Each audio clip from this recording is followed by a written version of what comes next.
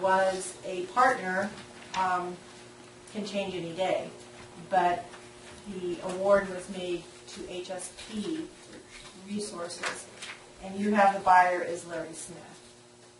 So will the deed be to Larry Smith because he's the buyer, which would be the correct way, or would the buyer be HSP Resources and deed made to HSP Resources? Sure. The contract contemplates HSP Resources, Inc., which is a LLC.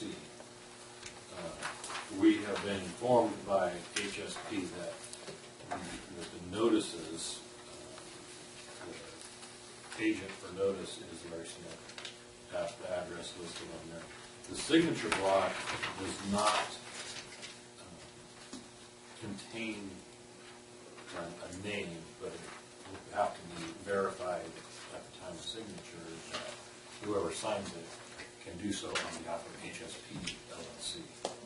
And the second part of that is, will the deed be to Larry Smith, or will the deed be recorded as HSP Resources? The deed would be to HSP Resources LLC. Good. Second part. Second part, part two. Part two.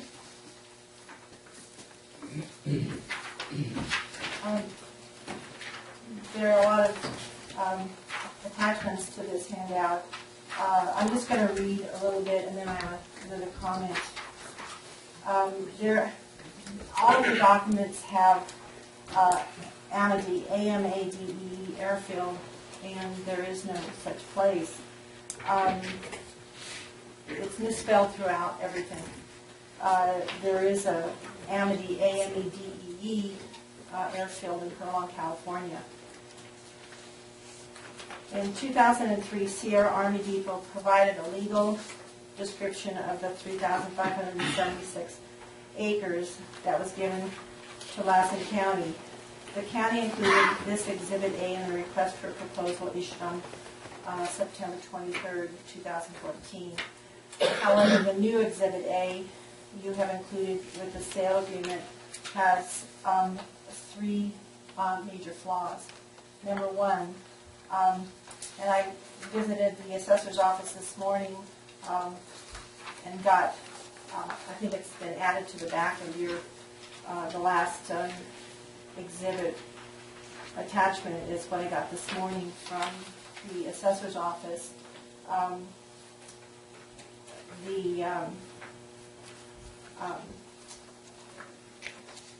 I like consistency, and when you say in a document Eileen or Janice or Bob, Spencer, probably one of those things are right, and it should be consistent. But I'll be consistent now. But Which this would you like, Eileen or Elaine? just don't come late for dinner, Bob. Okay, You know the rules. We're running out of time to get it up.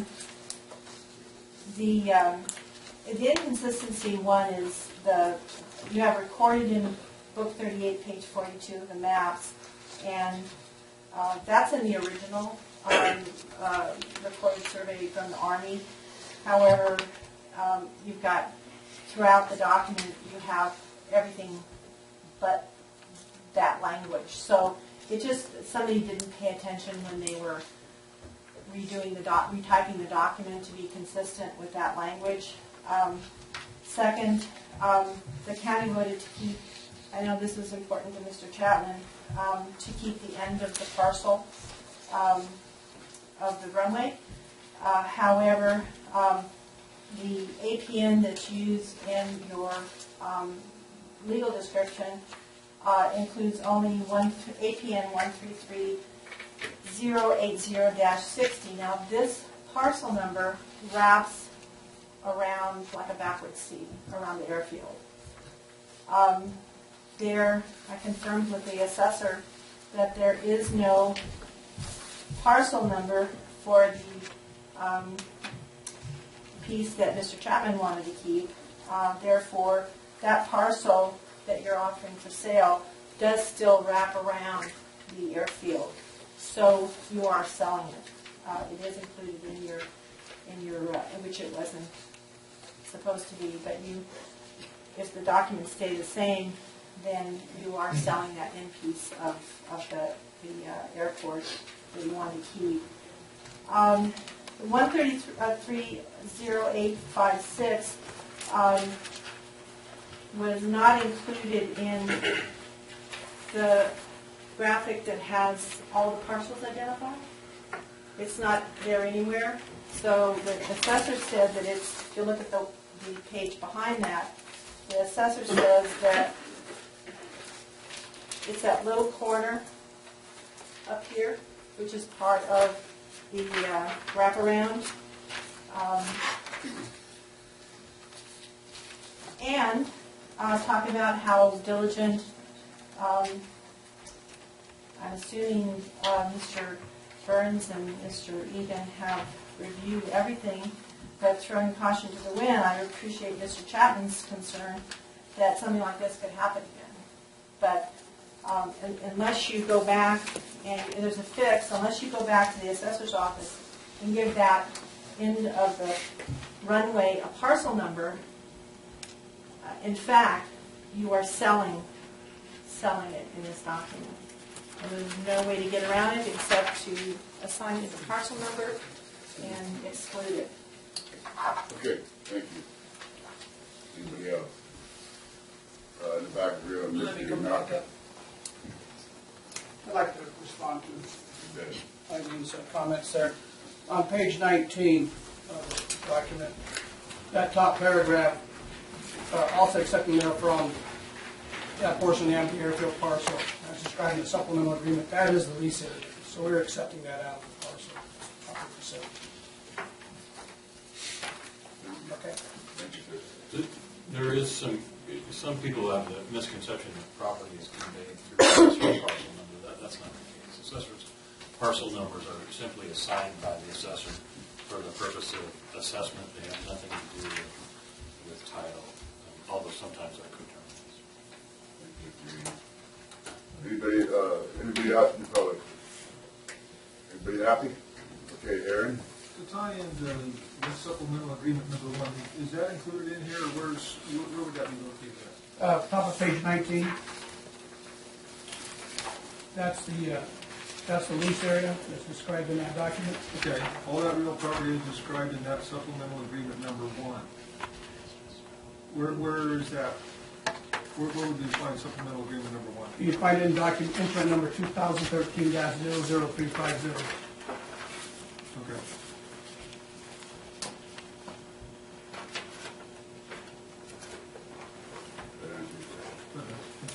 Anybody else?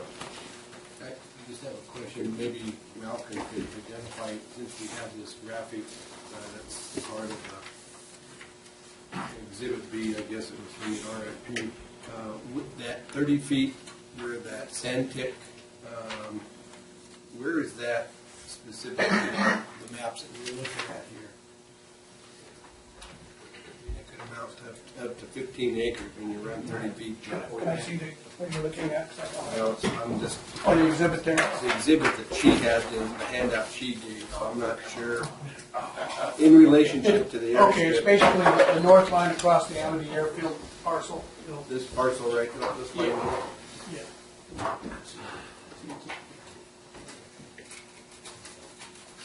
Only transferring properties are within the sections 20 through 27 there, that section line, or 20 through 24 across that north line. So the description in the deed that we got from the Army to the LRA was 30 feet shy of that section line, which is where the description was given. Go ahead. I just want to understand it. No, it's an excellent conversation to have. Because Well, and the reason being is I'm convinced that the referee clause is going to be exercised at some point over this disputed 30 feet. So I just kind of want to know now rather than trying to find out later what I should have known now. Understood. And so the Stantec survey was, as I understand it, not the actual legal description that was included in the deed from the Army to the LRA when these parcels, and they were conveyed at different times in different transactions, but it was referred to as a document upon which some parties and or future parties could rely. In the Stantec survey, and we're talking about those sections which are sections 20 through 24, if I understand it correct, that's 5 sections in that range and township and range, where in the survey only, not in the legal description associated with the deeds, but in the survey only, the northern property line was defined by relying on the witness marks rather than on the section lines themselves. And the effect of that was to essentially move, on the graphic at least, the northern boundary of those parcels up by about 30 feet across the 5 sections. And that's an exceptionally thin strip of land over that distance. And so Malcolm correctly identified that the Stantec surveyors had made the mistake when they created their survey. And so what we're saying is that when we acquired 20 through 24 in the first place, we acquired it by quitclaim, and that was that the Army conveyed to the LRA, conveyed to the county, nothing more than they had to possess in the first place. And so to the degree that the Stantec survey made an error, we still acquired no more than that which they had to give.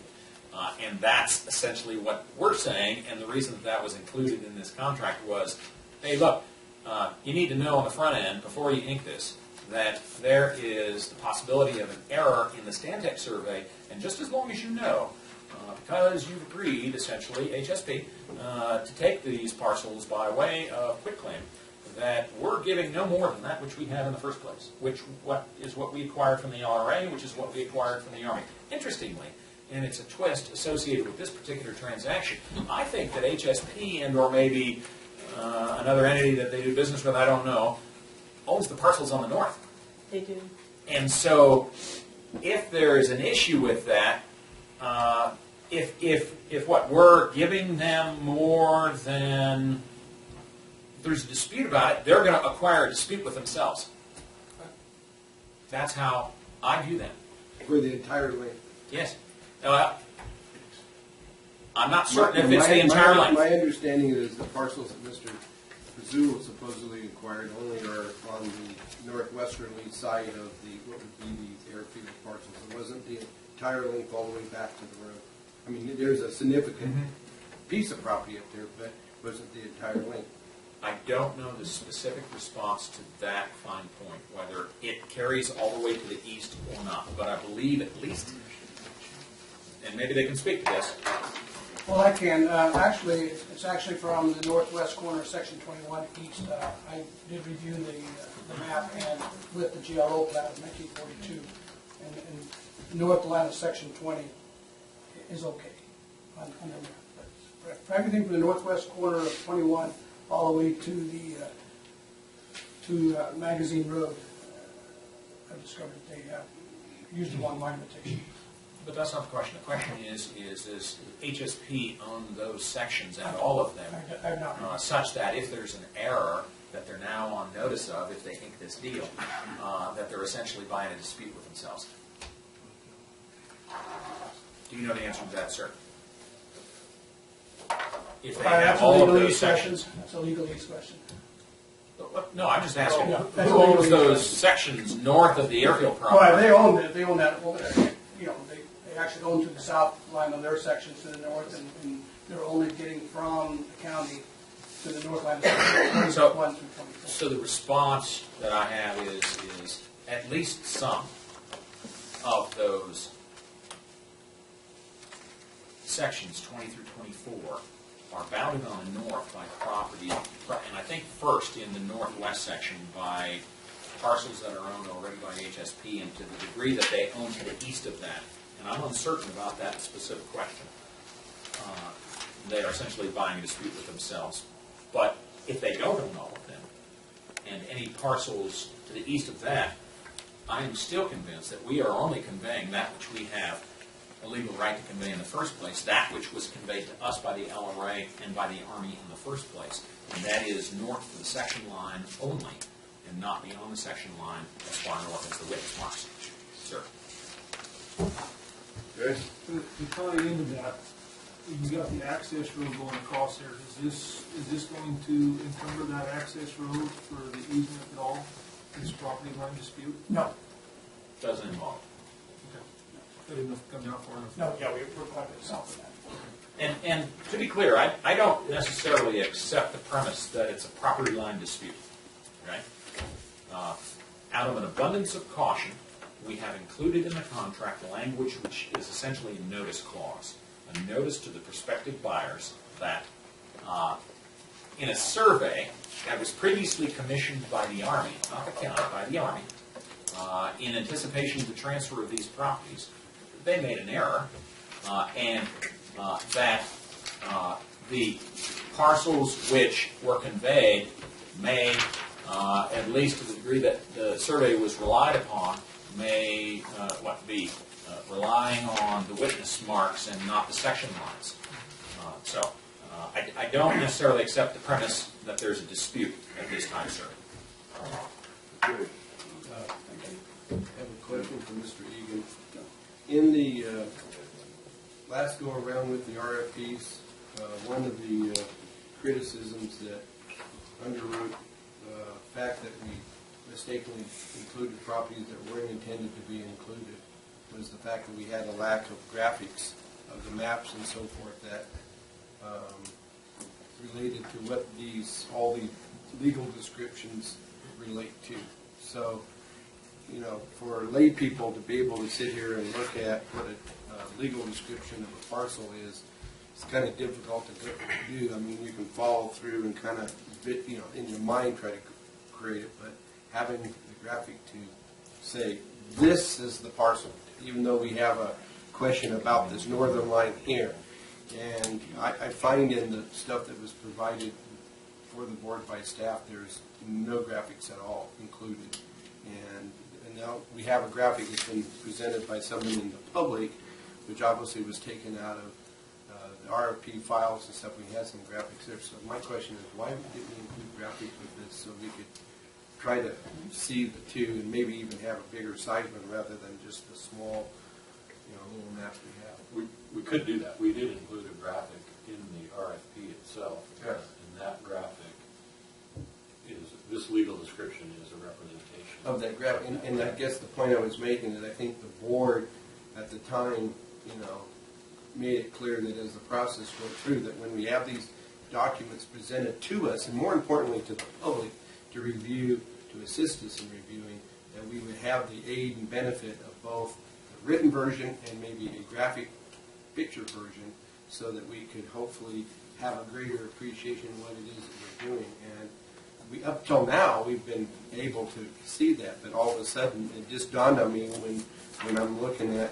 this, and I don't want to dispute the credibility of the individual at the podium that presented this, but I'd much rather and would have greater comfort if I had graphics presented to me by staff or those in an official capacity rather than somebody in an unofficial capacity.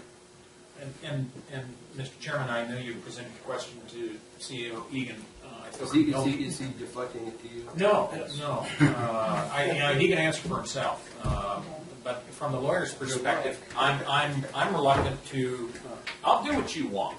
All right, generally speaking, you're borrowing trouble, in my view, if you include a graphic and the written legal description. We know in How do we because face trouble? the opportunity exists for disparity between the two, and to the degree that Well, you have but disparity, don't you between think the two, that the disparity between the two should be of prime concern to the board in making its judgment? I mean, you're talking about a 30-foot potential problem area with the Sandtech stuff there, and I think having a graphic where you could say, okay, this is the line, this is showing, ... this is where the Sandtech line is, these are where the witness corners are, this is where the section line is, and confusion can be brought about by that. I think having that presented in a graphic form as part of this here would aid the decision-making process rather than jeopardize it. I guess I don't I don't. Mr. Chairman, Calvin, do you need a graphic today? Well, I don't need a graphic. I'm just saying is that you know, in the past, the board, in reaction to the debacle the last time, made that point is it would have been very nice, and the board and the county, the board was sharply criticized for the lack of having that clarity. And you know, I'll take the lash, but now we're at it again, and if we're going to take any more lashes, I would just like to say the record to show that the board was not provided that graphic as it had been requested earlier. I mean, we're talking about 2 years ago. And that if the decisions are made and if there's any problems with the decisions, the board made it without the benefit of that. And I just share that as an observation. I don't think it should be a basis for stalling. You know, I know the board's going to make the decision it's going to make. I just want to make sure the record is clearly understood so I don't get taken to task again for that same failure. So you don't need that today before we vote. Well, I'm going to rely on what, you know, the generous public brings in terms of having a visual, and the questions I have in my mind I can generally get resolved there. I'm just disappointed that I had to wait for that. I haven't seen that graphic, but if it came from an RFP, it probably contains the error from the Stantec map, isn't that correct? Well, the graphic from the RFP, the graphic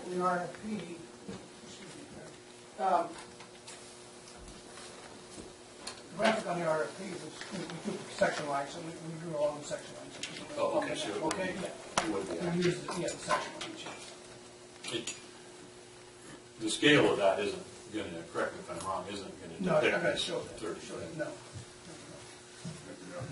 Any more We can- questions from the board, staff, before we? Well, you don't know how, if the buyer is the only one buying the dispute themselves, or if there's other parties that potentially is involved. Well, we didn't show the It sort of doesn't matter, neighboring.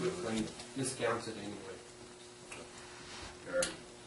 Yeah, on page 17, it's 19.17, your headline is the natural hazardous disclosure statement. Let me catch up to you as soon as I can. Page, I'm sorry, what? 17.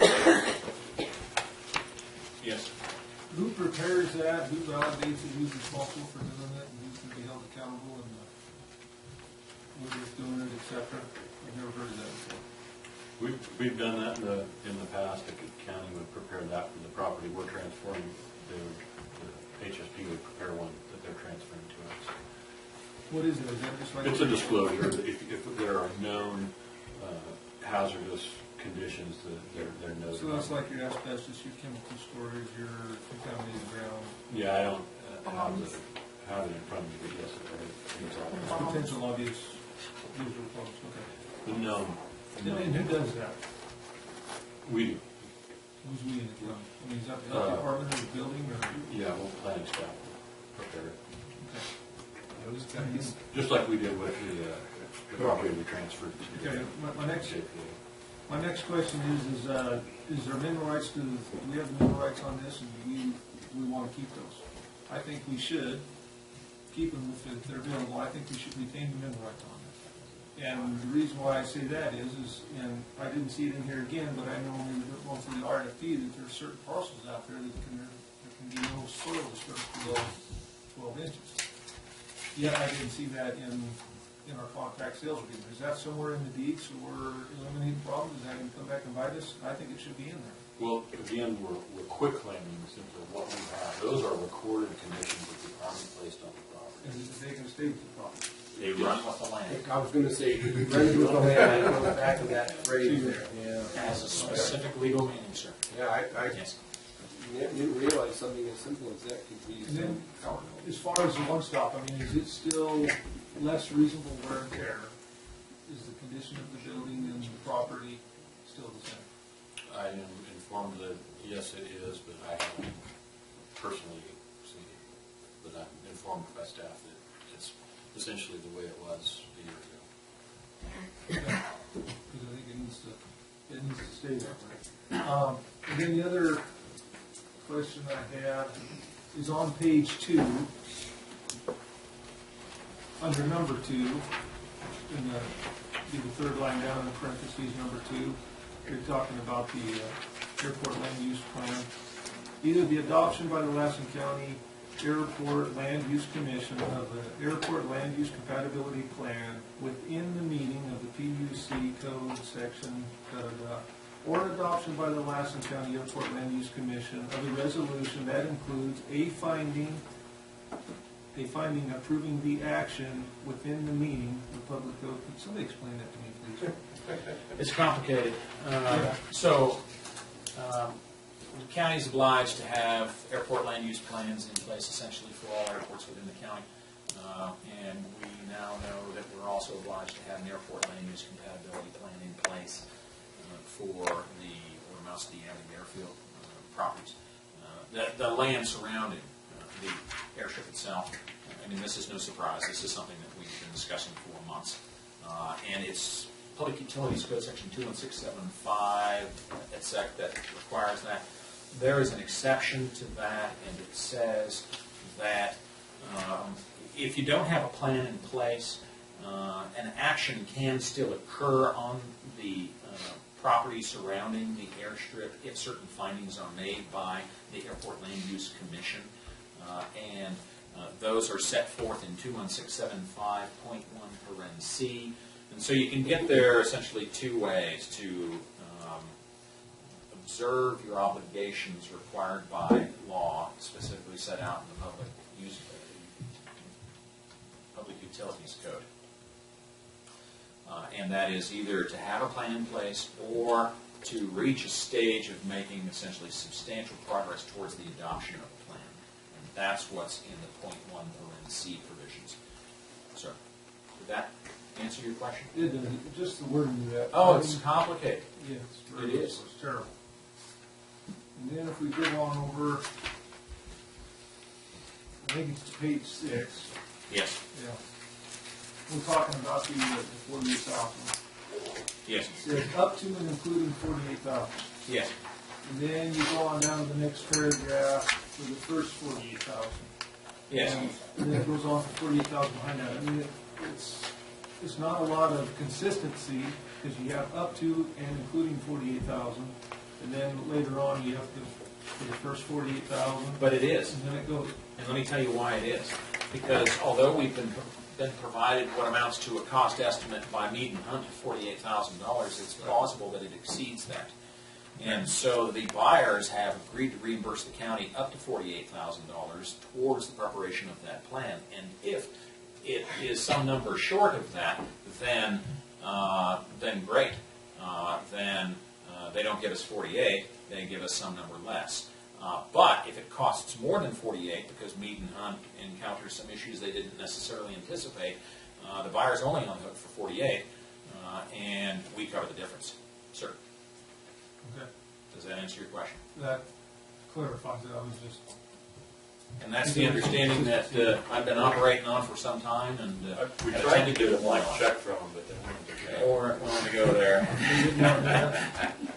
And the other thing that I would like to see put in here is I would like to see some performance standards put in here. So that the property just isn't going to be, because I mean, if we were just going to give this away for a pittance, I mean, I would have been more inclined just to donate it to the college or something like we did the building for the VFW. I mean, so let's, there's been talk about what great good this is going to do. If it's going to do great good, there should be no problem with putting performance standards in the contract to make sure this gets done for the citizens of the county and the residents down there to get something.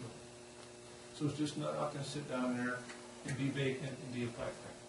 And Mr. Supervisor Albaugh, I thought we had crossed that bridge some months ago. We had, and I and, still. The vote was 3-2. The vote was 3-2. I I'd still like to see it put in there again. I'll just bring it up for consideration. I drafted the document in the manner in which the majority of this board spoke. Sir. That's my personal take on it. And my personal take is I would severely be against it, and I would fight on it. The government has proven they cannot take care of it. Look at the land the college has, and what would they do with it? Yeah, the college already owns a piece of land out there. How about the old county hospital? I think the college sold that. Did they sell it? Yeah. But, I mean, that's just going backwards, there's all it's doing. We want to put it in the hands of the private sector and let capitalism take its place.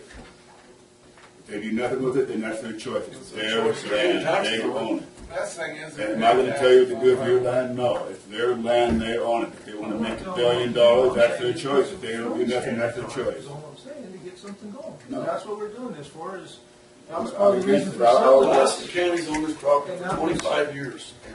I'm You, not saying you and I inherited this from, 11 years. it started in 1990. The county didn't get it until 2000. Let's The leave it. discussion goes back. to But anyway, 1995. But anyway, it's not gonna go anywhere. so It wasn't just- us, we weren't supposed to make any money on it to begin with. I just want to say, Mr. Chairman, I used to always kind of get a chuckle out of the farmers fighting over water. And you tell, That's not you tell funny. you tell Mr. Alva that you'll fight it. It seemed that you kind of fight it between two farmers. Just kind of, It Well, you know, obviously, one last thing is the government has proven, and like Mr. Hemphill says, that we never was intended to keep it. We should have moved it on. let me But I just leave it to the private sector to now do what they want. Right, and that's what we want. We want to see some We put development. conditions on it. Let me address that issue if I could, Mr. Chairman, because I think it's absolutely right. First of all, the county never was intended to be the developer of this property. That was never what was sold to it. Staff, we had staff at one time, I would say current staff recognizes the fallacy of their predecessors. Took that after we accepted it on that premise, and they took off in a different direction.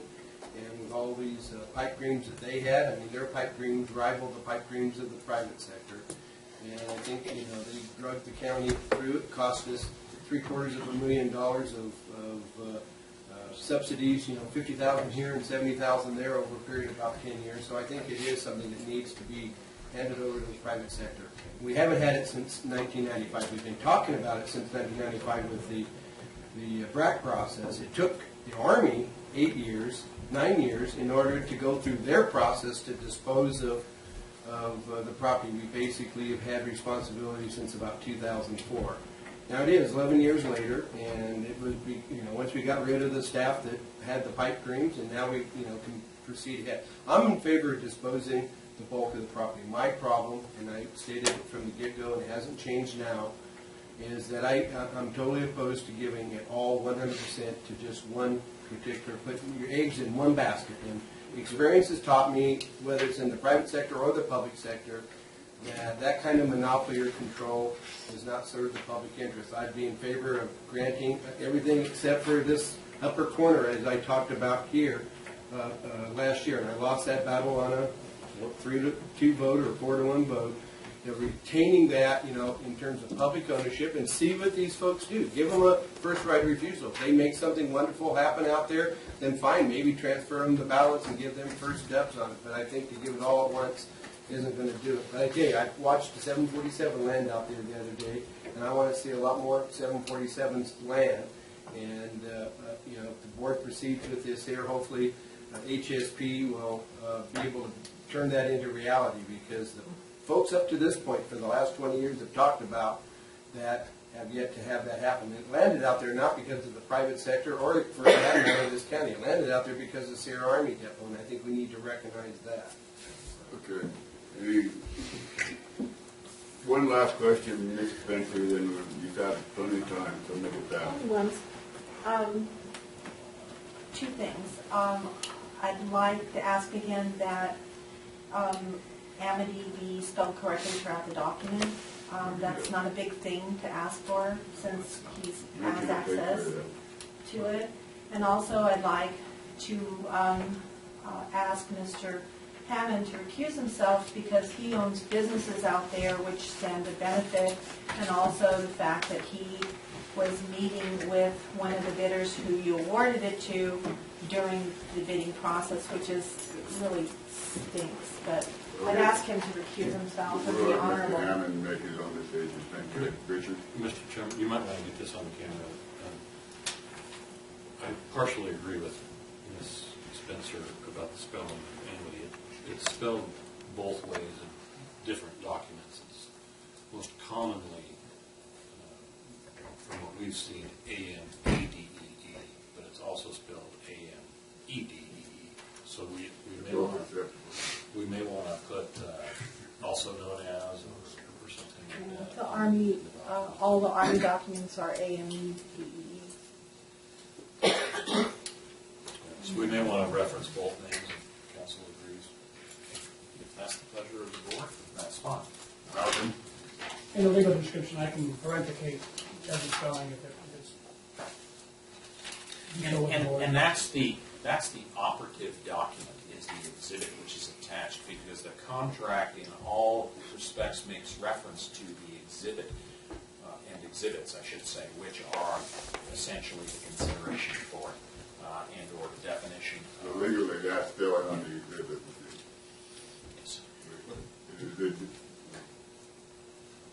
One other point I just wanted to clarify as we're wrapping this thing up is the board made a thoughtful and conscious decision after receiving the planning director's recommendation to dispense with doing a lot line adjustment and clarifying all these parcels and where things are, and a decision not to do the airport land use plan about 8 months ago. And that's why we're in this situation of putting this together now. I just want to point that out for the record, and somewhat defense of our planning director, who the whole while has said, hey, why don't we do a lot line adjustment, do some of this research ahead of time.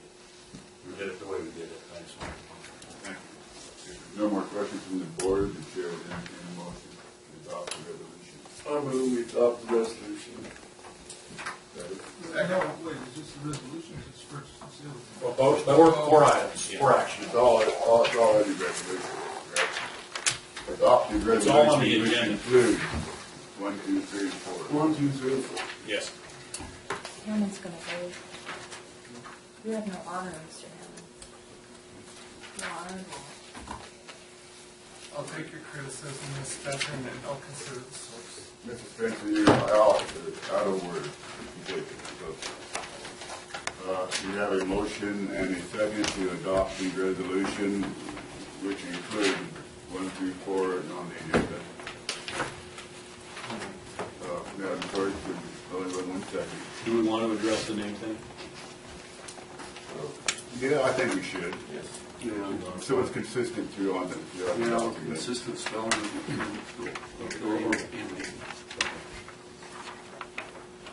And if you can spell, make it Andy or Amity, just like. I think we got the RFP. But I got her wrong, I think Mr. what he's asking for is, have a consistent spelling throughout. Quite That's obviously. put in parentheses. Also known. Also known as, so you have basic Cover both spelling. both sides. Thank you. Okay, we're clear on that. And so, With that change, Mrs. Spencer, you're being very rude to the public and this board. Any more direction from staff? That would be included in the motion. Yes. And that second also.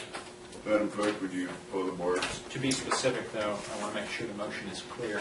Is the motion, Mr. Supervisor Hemphill, to all 4 items listed under the action requested section of item D2 of the agenda posted for today? Yes. Sir? Thank you. With the addition of the spelling. Yes, understood. Thank you. Supervisor Chapman? No. Supervisor Elbow? No. Supervisor Hempel? Aye. Supervisor Hammond? Aye. Supervisor Tyler? Left to me. Again. Chair votes aye. Motion passes. If we have no more business, I think that ends it. Mr. Chairman. Okay. I just would like to ask, we approved the agenda this morning with the addition of adjourning in memory of Frank Erb. During the course of the meeting, I received a text message from both a family friend letting me know that Wanda Thomas Johnson, she lives in Johnsonville, passed away last night. So I'd like to ask that we add her to the in memory of list if that's possible. We can do that. No, next week. I just wanted to advise the board, there's a conference call scheduled for Friday, April 10 o'clock. Have the information, but it's to deal with the governor executive order that was issued regarding the drought. Water. I think you may have already gotten it in your box. If anybody Are you going to does, have that on the speakerphone over at the conference room or your office? yeah, What time was that? at 10 to 11 on Friday. Okay, if no other business from anybody, we'll adjourn the meeting. We're so disappointed in Tom.